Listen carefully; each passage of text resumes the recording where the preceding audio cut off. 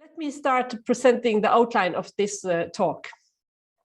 Initially, I will give a brief outline of the background and the definitions of ecocriticism.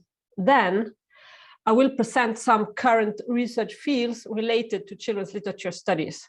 That is, I will have a closer look at some of the main ideas within ecocriticism, such as how nature and climate change and crisis are represented, such as are represented in children's literature, and the main characteristics of critical animal studies and critical plant studies.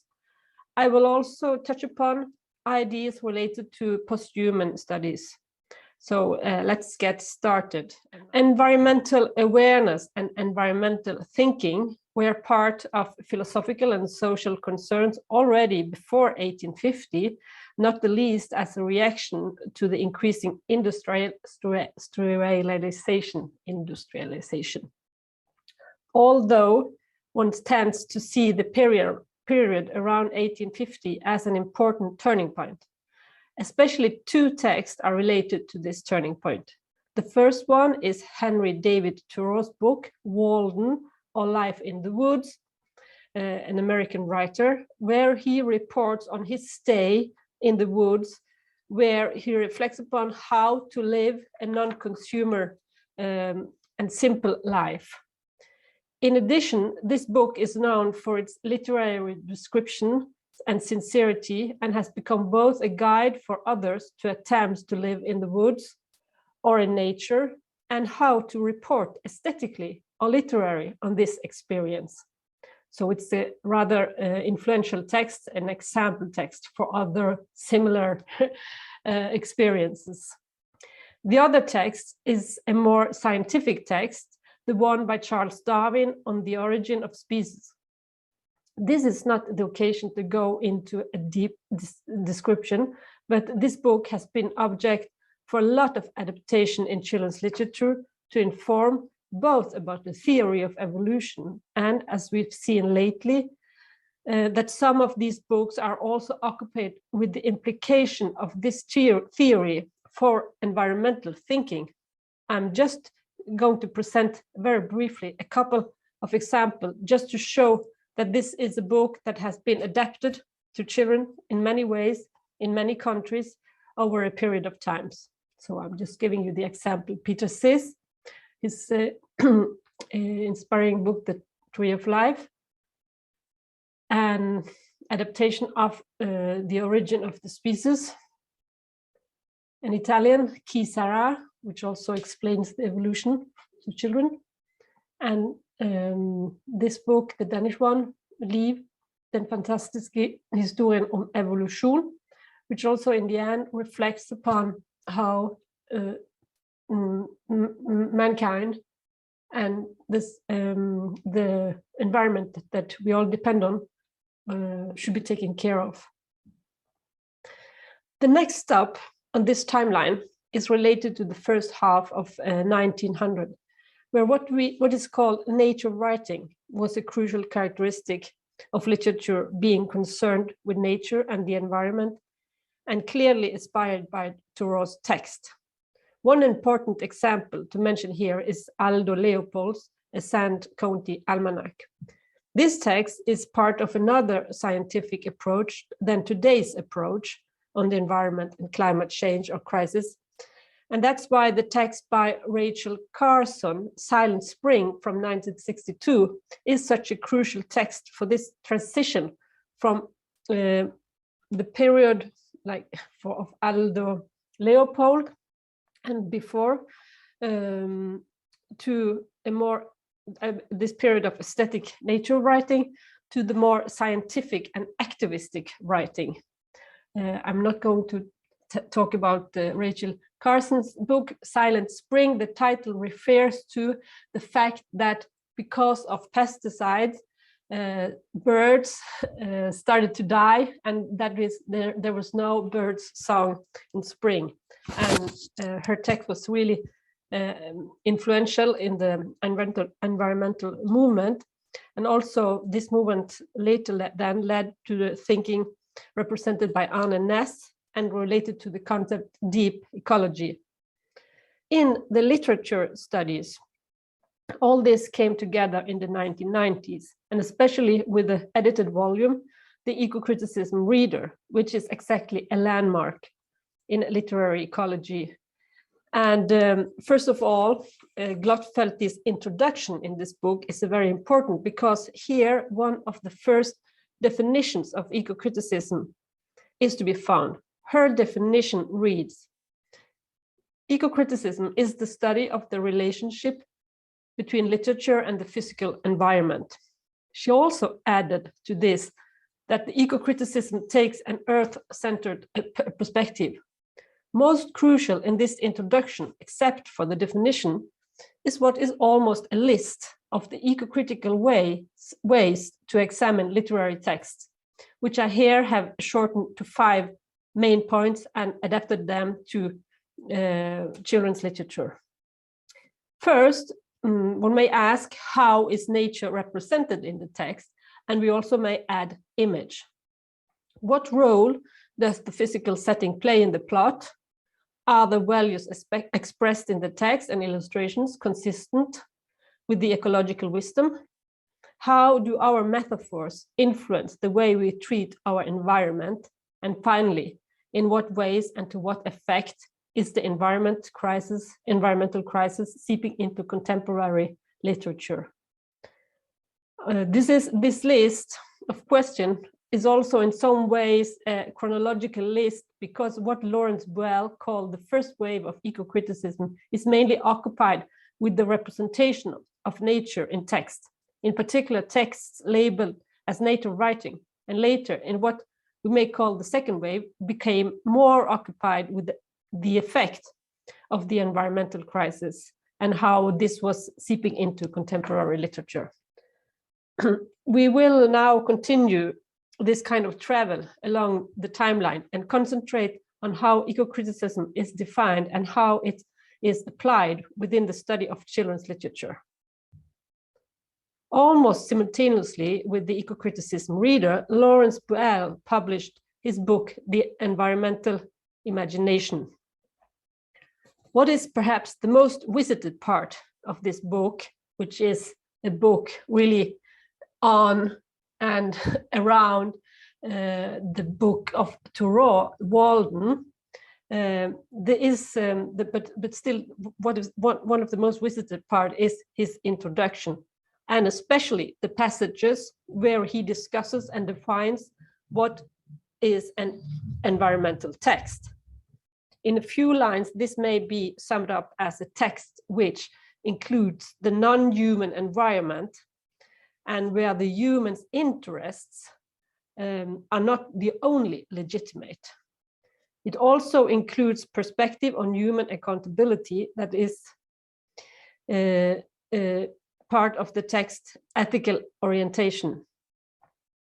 And finally, that the environment must be perceived as a process and not as a fixed constant, which implies that it may change into better or worse. Many scholars have used this definition for, or the list of criteria to decide whether a book is acceptable for an ecocritical examination. But this is not the only valid perspective, because in line with the ecocritical thinking, every text, every cultural artifact could potentially be viewed or examined in an ecocritical perspective. Or you may apply ecocritical thinking to it. Perhaps this is also something that is even more interesting, because if a book is not defined as an environmental text, it still may communicate ideas and values that is worth examining under the lens of ecocriticism.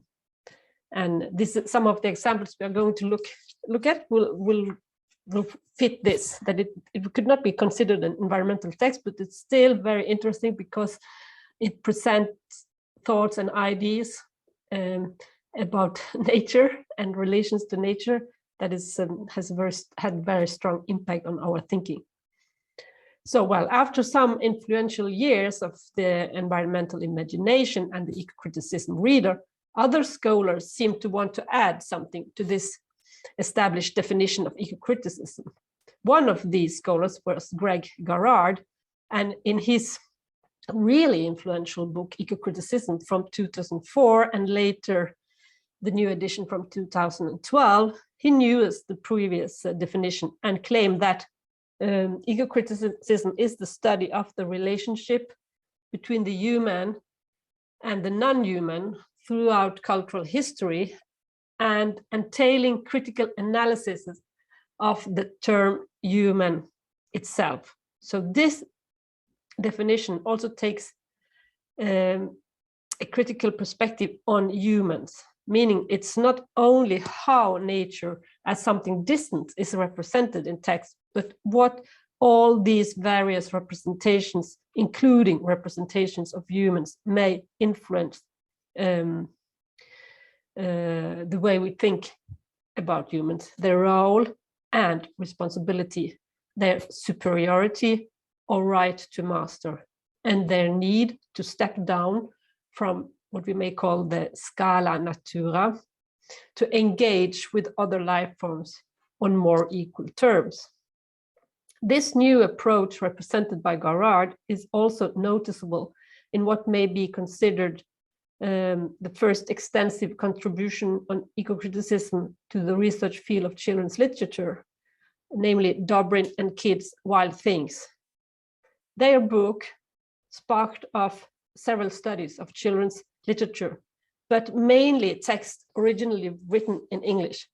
That implies that it was a specific geographic and cultural representation of nature, of wilderness and pastoral, of environment, of child characters that appeared, and which was not direct applicable to literature from other cultures, geographies, or languages. Hence, not everyone felt at home in their analysis and examples, and therefore started to look for alternatives. This is what we did in the research group on children's literature and culture at my institution. And in 2013, we started to read all those influential texts that I've listed and applied them or brought them into a sort of dialogue with all the Scandinavian children's literature that we knew could be, that we thought could be relevant, to try to remedy what was lacking. That's why we published our edited volume, Ecocritical Perspectives on Children's Text and Culture, with the subtitle Nordic Dialogues. We also try to contribute to the analytical toolkit and introduced in our introduction to this book what we call the Natical Matrix, which in our opinion offers a toolkit to analyze all sorts of children's texts and cultural artifacts. It is important to note that the indicated positions should not be seen as fixed one, but as a continuum, and that one text may shift within this matrix during the span of the story, or various characters or passages may be positioned in various fields in this matrix. Taking Astrid Lindgren's Ronja, the robber's daughter, as an example, one may position Ronja, at least in the beginning of the story, as representing an anthropocentric, that is a human-oriented and celebrating attitude, and the boy Birk as a more ecocentric and open for a more problematizing understanding of nature. The book as a whole moves perhaps from an anthropocentric and celebrating position towards a more ecocentric, but still rather celebrating attitude. In 1981, the year this book was published, the solution to move from robbery to mining was perhaps not a turbulent decision, but today we may see some challenges in this solution. These challenges have become even more obvious or prevalent the last, let's say, 5 years, not least to the UN's focus on the urgencies to meet the SDGs, the Sustainable Development Goals. This urgency is also visible in the study of children's literature, especially in the Nordic countries.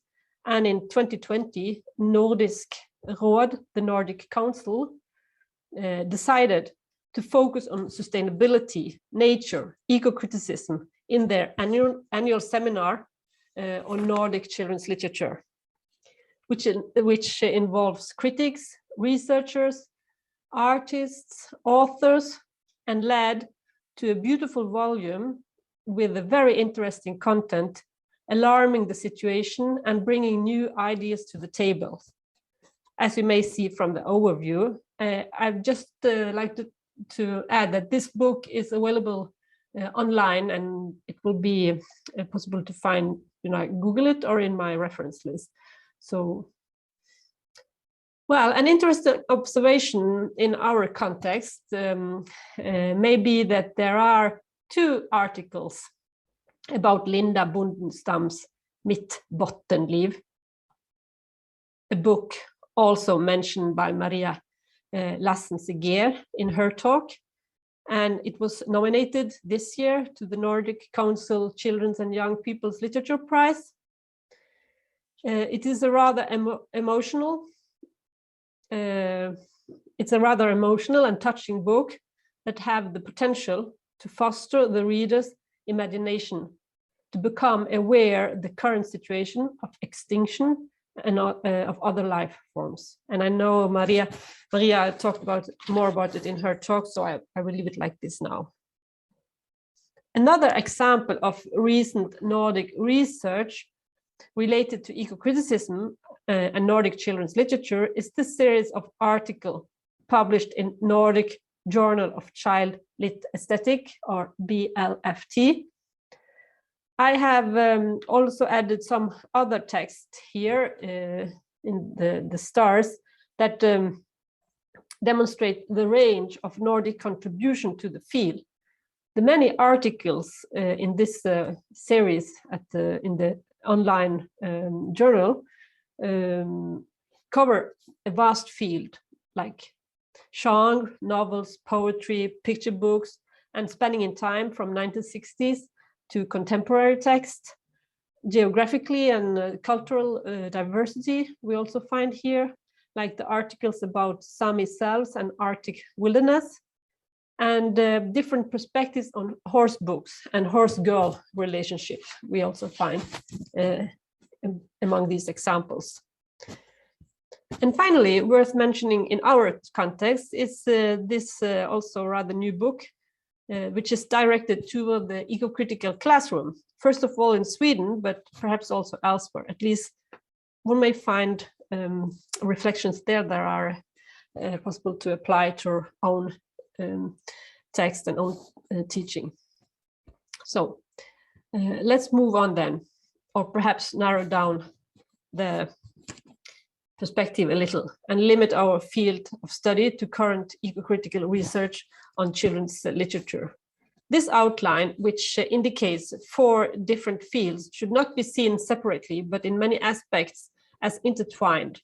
First, we may say that the representations of nature and climate change or climate crisis often appear in relation to post-human perspective, but may also include animals and plants and can be singled out to be discussed in more consistent ways within these separate fields. So even if I attempt to keep them apart, please be aware that lots of books may be examined from various perspectives. In the following, I will try to touch upon some of the most crucial characteristics and aspects, and do this in relation to some literary example, which you are welcome, of course, to exchange with your own example. This entanglement of perspectives and texts may also be valid to another phenomenon that I like to illustrate with this slide. I try to illustrate a sort of nature awareness circulation within the literary field. So let's start, for instance, with Anne of Green Gables, which of course is not a fixed point of departure, because it also relates to other literary contexts. This book we know, was highly appreciated by Astrid Lindgren. And in her biographical notes, she tells that as a child, she liked to play out this story with her siblings. We may speculate a little then how this book has influenced Lindgren's understanding of landscape and the importance of landscape to depict child characters in her own books. Here, I especially like to relate to the importance of landscape and woods in Ronja the Robber's Daughter. And we also know that Lindgren's books, among these Ronja the Robber's Daughter, have had an enormous impact on the Norwegian children's literature writer Maria Parr, known especially for her book about Tonje Glimmerdal, a book translated into more than 20 languages and, curiously, given the English title Astrid the Unstoppable. I'm so sure that they chose to change the girl's name to refer to Astrid Lindgren. The energetic and fast-talking child, Tonje, has many Ronja-like characteristic traits, but also another crucial intertextual book about another little girl truly connected with her surrounding landscape is the story about Heidi. Hence, in Tonje Glimmerdal, all the traces from Ronja and Heidi intertwine, and I'm sure also fuel other stories about other child characters in the future. So this ecology of nature awareness in children's literature is unlimited, and I will try to unfold some of it now, starting with the representation of nature and how the child in nature is depicted. And by using two, and now referring to Garrard, strong tropes, the ideal or the pastoral and the wilderness. According to Greg Garrard, pastoral is the idea of nature as a stable, enduring counterpoint to the disruptive energy and change of human society. In what follows, I will show you some representation of typical pastoral places. Here, the woods in Ronja the Robber's Daughter may be perceived both as wilderness and ideal. Some parts of the woods are scary and unknown to Ronja. Other parts appear as clearance, as places in balance, as comfort. And one of these places is the one we see here when she, for the first time, reflects upon her encounter with the woods. It's a kind of nature revelation, which is a very common feature in much nature writing. But this is her first meeting, and she sees the waterfall, the water lily, here rustling trees. And later we will see that her conception of the woods and of her role in the woods is challenged by Birk. This scene, when Ronja encounters Birk in the woods, is a crucial scene to redirect Ronja and her attitude towards herself. The woods, Birk, other beings. It will not happen in this same moment, but it will be part of her values and perhaps also the readers. Birk's message kickstarts the process of change, both in Ronja and perhaps also the reader. What happened here is that Ronja, who's playing with the cubs, the foxes, and calling them my cubs, is challenged by Birk, who asks her about this sort of ownership. Your cubs, your woods. The cubs belongs to themselves, he claims, and he keeps listing other beings in the woods to whom the woods belong.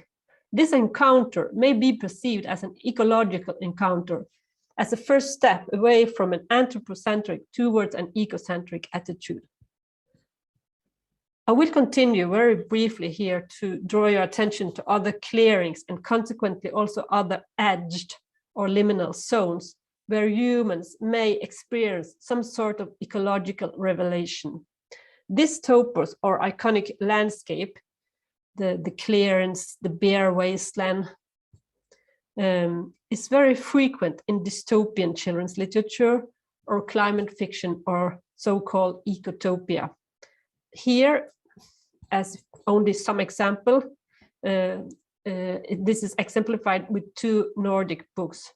One Danish graphic novel, Noor, which also is turned into a digital app, and one Swedish novel, Den gröna cirkeln. In both of them, this clearance plays an important part in the ecological consciousness of the characters. And another two examples, one Norwegian translated to English with the title The World According to Anna, and one Finnish translated to English, Memory of Water. Exactly, it's the tea master, yes. But both of them have been studied by Lykke Guanyu-Uluru, a colleague of mine, who pays attention to the importance of the cabin as a heterotopian space in Gorder's novel, and to the green topos and the sanctuary topos to articulate a vision of a climate change in a rural Finnish landscape. These are just some examples. And finally, an example from the Nordic region, but still related. It's outside. It's an American book, but it's related to a Nordic region. So, although this book with the title Greta and the Giants seeks to encourage what we may refer to as the agentic child, or the child as an eco-citizen, it very clearly reuses or even reproduces an idyllic scenery that connotates harmony, innocence, and perhaps also powerlessness. This tendency to reproduce and hence limit our perspectives has been challenged by the post-human direction or school within eco-criticism. Drawing on Donna Haraway's ideas about companion species and how to entangle in the what she called nature culture contact zone, and that is through touch, regard, looking back, becoming with. A post-human perspective is occupied with how humans are entangled with more than humans, non-humans, and technology. Both these illustrations demonstrate this. We see a bird's nest made up of plastic ropes and moss. That is a kind of entanglement of nature culture. And we see a paw and a hand in touch. According to the book Post-Humanism and Literacy Education, our cuts have been too small, too exclusionary, and based upon unfair hierarchies of who and what counts. The author of the book linked post-humanism to how we see and understand the world and how we are already entangled in producing the world through our interactions with humans and non-humans.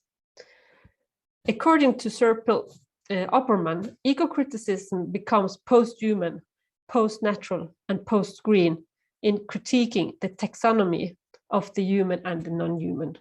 Hence, post-human eco-criticism scrutinizes the intertwined experience of emerging nature cultures to build novel forms of post-anthropocentric discourses. Literature, then, is a useful site to explore the unfolding implication of post-human identities, bodies, and nature. To continue to follow Opperman, we may claim that the conceptual frameworks within which we have defined the human are now being replaced by interlinked post-human and new materialist viewpoints that not only delegitimize the central position of the human among other species by acknowledging the permeable boundaries of species in the nature-culture continuum, but also recognize the profound interconnections between different forms of life in the composite world, where previously we had seen separations. And I just choose these ones, but there are very telling examples of this human nature, human tree entanglement. And I like to go a little bit further, picking the story about Pinocchio, which calls for being studied in a post-human perspective. And I have written more about this in other place, but I just give you a taste of what it may be about. Pinocchio. a very famous story about a piece of wood, that is a plant, that aims to become an educated boy or human. And that in its or his struggle to become human, he must undergo several metamorphoses, like becoming a donkey, amongst other things, and engaged and interact with a variety of living creatures, like a grasshopper and a raven. Although the story often has been said to have a happy ending, or building on the anthropocentric idea that human or man is superior to vegetal nature, many, especially illustrators, have interpreted the end of the story as an ambiguous one, ecocentrically suggesting that to become human, the child has to maintain his relation to or connection with his companion species, with plants and animals. Because, as Wendy Wheeler claims, all living things are in constant creative semiotic interaction with their environments. Each makes the other in a continual process. There are for sure many other possibilities or paths to follow to scrutinize intertwined experiences of emerging nature cultures. One such path is to examine representation of animals in children's literature, which Maria Lassen did very clearly in her talk, or even more specific, the relation between humans and other animals, as in horse fiction for children and young adults. I will present a few examples occupied with horse fiction. And this seems to be a sort of fiction that is especially popular in Sweden and then translated into other Nordic languages. In 2019, Norwegian scholar Astrid Lindgrenin questions whether and how horse fiction might make us revise our anthropocentric perspective on the world. And she examines the illustrated horse fiction Sommaren med Sigge by Swedish Linn Hallberg and illustrated by Margareta Nordqvist, focusing on the relationship of the girl to the horse as a companion species. She asks how this relationship is depicted and how we can understand the girl-horse dialogue as an anthropocentric dialogue, or how the dialogue might problematize a possible dominant species hierarchy and thus create interspecies awareness.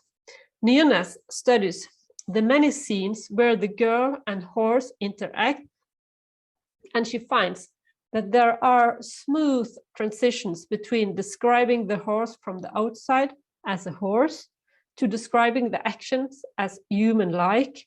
This means that there are smooth transitions between talking about what the horse is doing, trying to interpret the horse's actions, and to interpret the horse's thoughts, to talking to the horse as a fellow species.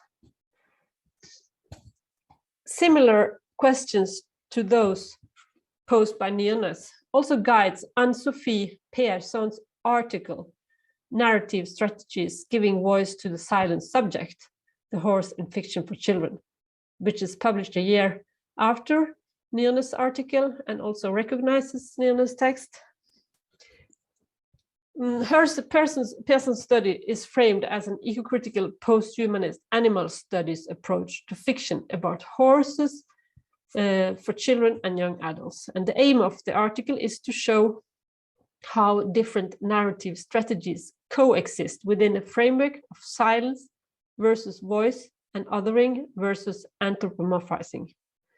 The books in question are two Swedish series, the story of Vitnos and those about Clara by Pia Rudolfsson. By Pia Hagmar.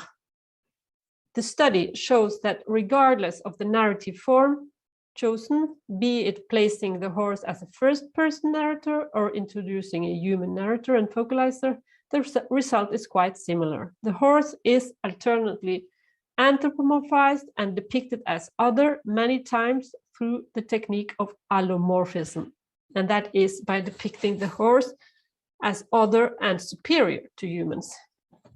And very briefly, there's a third recent example to mention, Anna Nygrens study, Men I hjärtat fanns ingen annan, en studium relation mellan häst och flicka i Lena Furbergs Stallgänget på Tuva, which is also published in 2020, and it's much the same ideas behind. I would like to encourage studies on a completely different take on the horse-human entanglement.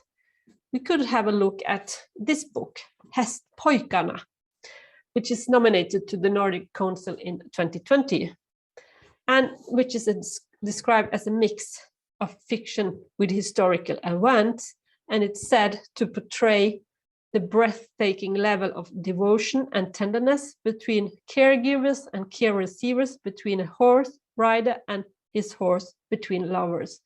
And this book I have not seen. I have not seen any ecocritical or animal studies examination of it, and I would very much like to welcome such a study, also because the human character is a very different one than the typical girl and horse relationship. Not only are human-horse relations frequent in children's literature, also human-dog relationships are. In the span of a few years, we've seen two such examples in Finnish picture book. The first one, also referred to by Maria Lassen-Seger in her talk, a dog is born discovering it does not fit in with its animal's identity and the idyllic nature scenery established, so to say, by Topelius in Finnish children's literature. So this discovery of misplacement leads to a break with family and landscape in search of an alternative identity and or home, environment or habitat.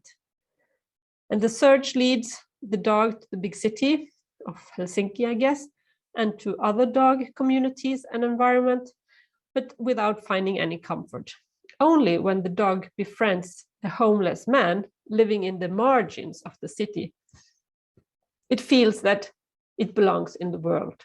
This struggle for an appropriate setting has been studied by Kaisu Rettua, who suggests that this book, in English, A Dog Called Cat, a romanticized view of childhood and nature as a metaphor for virtue and goodness is inverted when the city landscape and an urban vagrant offer the puppy friendship and companionship.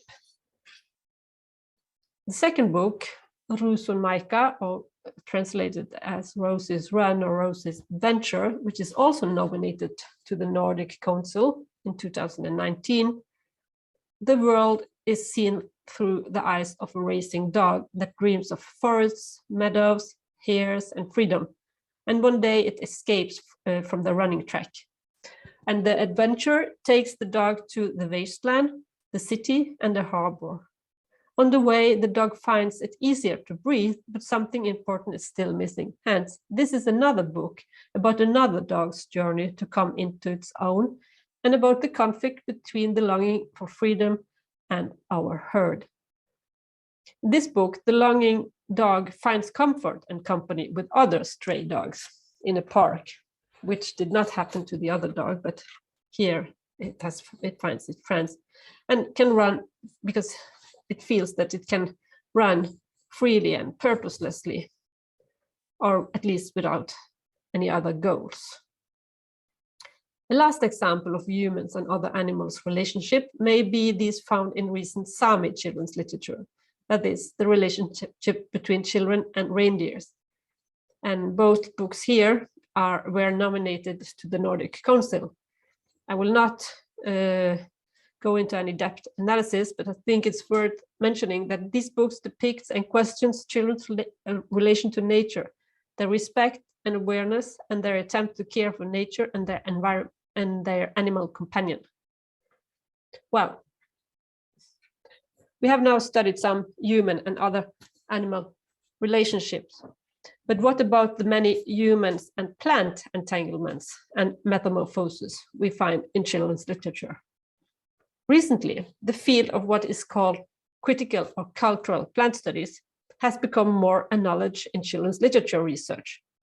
Here, exemplified by an international seminar on the symbiotic child, which aimed to rethink the vegetal to children's literature, and also by an edited volume that will be published either by the end of this month or the beginning of November, and it's entitled Plants in Children's and Young Adult Literature.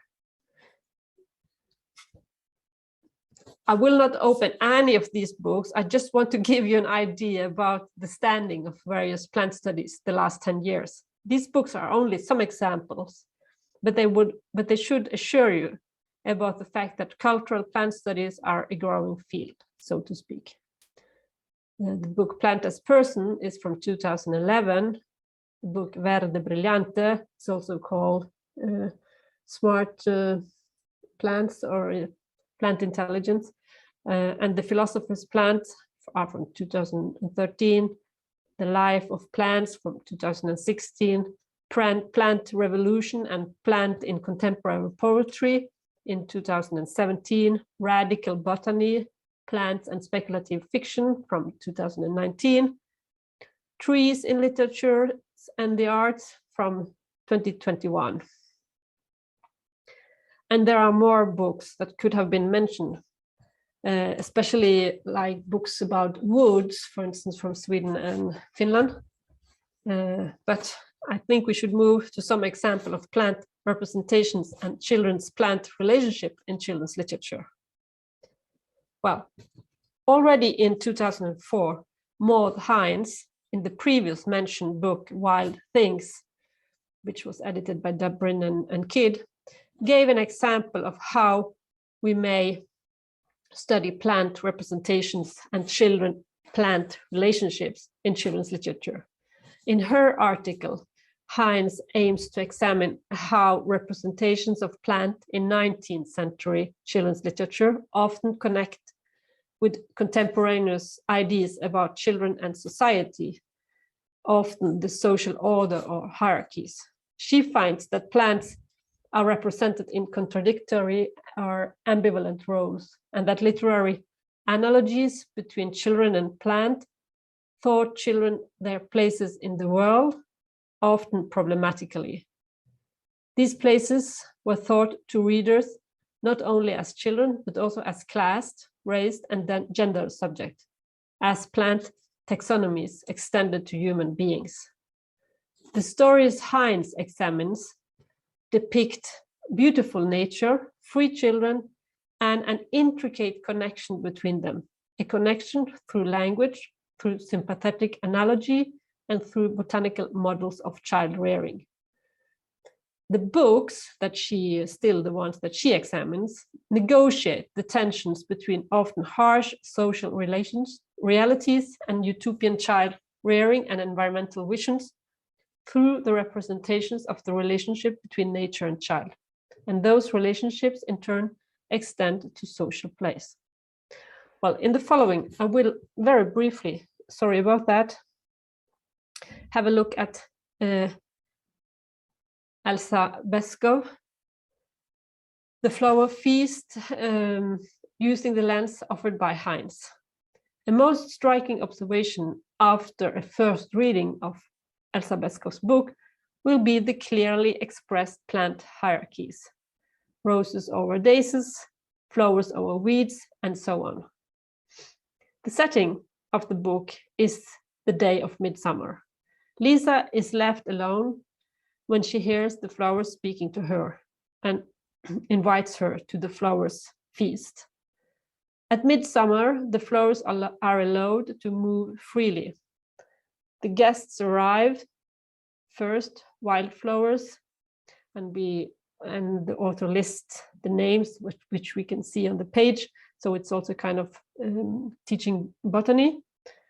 And then the flowers of the woods arrive, and then garden flowers. So we see the rose is the queen, which is a rather hierarchical positioning of flowers.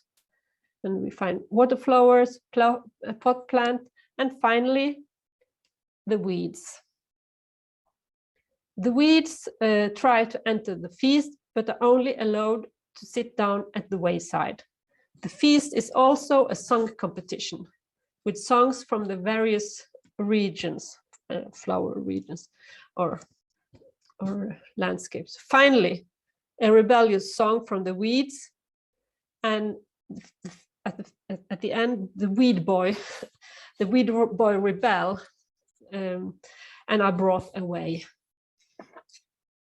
So I think also this book could be read in accordance with some kind of class and social hierarchies, but it's more known as a classic, and which are loved for the decorative illustrations, and it's less examined or reflected on for their social message.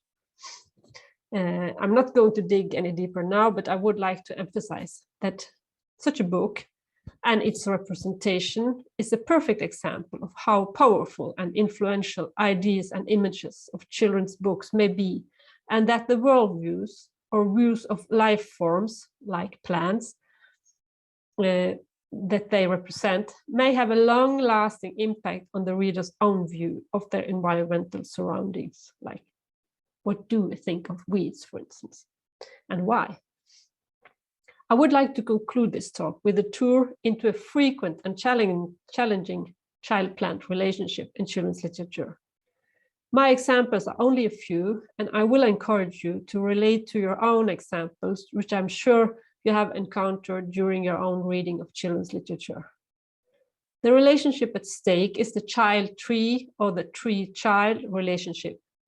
This we may study to see whether it is represented as an example of use-misuse, of listening to, care for, or connect with. The topos or motif, children in trees, like climbing, hanging upside down, or resting, leaning against the trunk, is so frequent and therefore worthy of closer examination. As I did with ants previously and maps in children's literature, I have started collecting examples of this motif to see what sort of relationships they offer to the reader, and to see if something changes over time or differs from context or culture to culture. I'm also interested in which ways I'm also interested in which ways trees are represented. Like in a Nordic context, or at least for Norway, Sweden, and Finland, we see lots of birch and pine trees, as in these examples. Both of these examples are Norwegian. One presents a girl almost at the top of a birch tree, and she's there in her struggle to prove her strength and fearlessness to her polite and orderly twin brother. She climbs the tree and merges, so to say, with its majestic power. Thus, one may claim that she empowers herself by using the tallness and steadfastness of the tree. The other example, which depicts the troll Tamba, who lives with his parents among humans and is only allowed to show his trollness on Sundays in the woods. He displays a playful and nature-loving attitude. To be close to nature is to timber, also to be close to or care for himself. To be close to or at home in trees is also a prominent motif in this biographical book by Sara Lundberg. Also this one nominated to the Nordic Council Children's Literature Prize. The book is about Swedish artist Berta Hansson and her upbringing in Hammerdal, Jämtland, in the early 20th century. Lundberg depicts the longing for freedom of a young girl who wants to break away from grief for her dead mother and the demands of the peasant community. although the title focuses on the bird's place for nesting, the trees, are not less important when life is hard. The girl seeks comfort and advice in trees. Through her bodily listening or attention to them, to the trees, their way of calm living, Berta seems to find a direction in her own life. Other examples of listening to and caring for trees are found in Lindström's picture book I skogen, referring to the nautical matrix I presented in the beginning of this talk. This book undertakes a shift from an anthropocentric towards a more ecocentric attitude towards nature, with an emphasis on trees. In the beginning, the three characters are eager to state that they are the masters of the woods, but when the woods disappear or leave them alone, they realize that they need to include all life forms in their environmental perception, and that we should all be granted respect and care. Well, less aesthetically, perhaps, but still telling is this example of the activist girl, Julia, who set out performing civil obedience to save the woods, and succeed in doing so after having convinced the Prime Minister to build a railway instead of a motorway through the woods. And please note how she connects with the trees. As Opperman emphasizes, our environmental relations are always characterized by networks of complex crossings and interchanges with other beings and material forces. A final example demonstrating this that I would like to draw your attention to is Italian-French Beatrice Alemagna's picture book, Un grande giorno di niente, or in English, On a magical do-nothing day. In my reading of this book, I have been especially occupied with the child's entanglement with the surrounding matters. Not only those he finds outdoors after his mother has thrown him out in the rain, but also the one he engages in and entangles with indoors before he goes outdoors. That is, the fabric of the sofa, the body of his video game, the air he shares with his mother in the living room. These experiences are crucial both to understand how he encounters and engages with new matters, and to how he managed to reconnect with something that he realized was about that he realized that he was about to lose. When his mother tells him to go outside, he feels lost and insecure.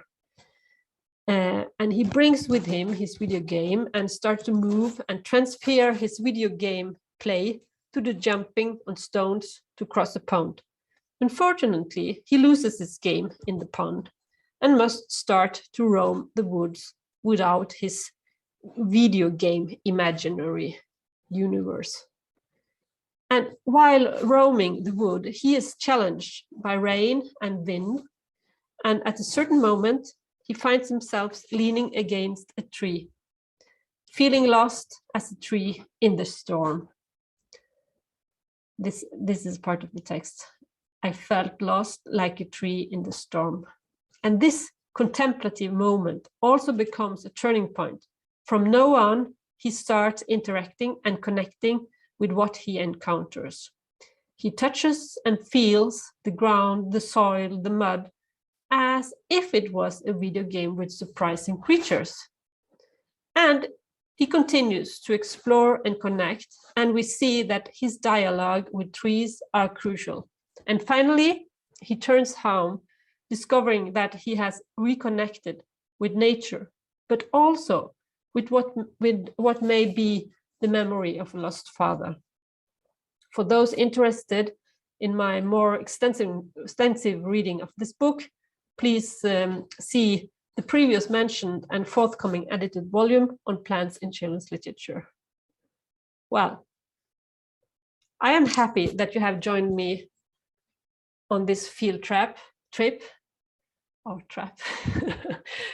trap, field trip to the ecocritical landscape. I will end this walk or talk with an appeal, or at least a suggestion. That is to visit another eco-oriented site, namely the new webpage Climate Lit, where you will find lots of useful literary examples, critical entries to the topic, and soon there will be a pocket journal for climate literacy, action-oriented content.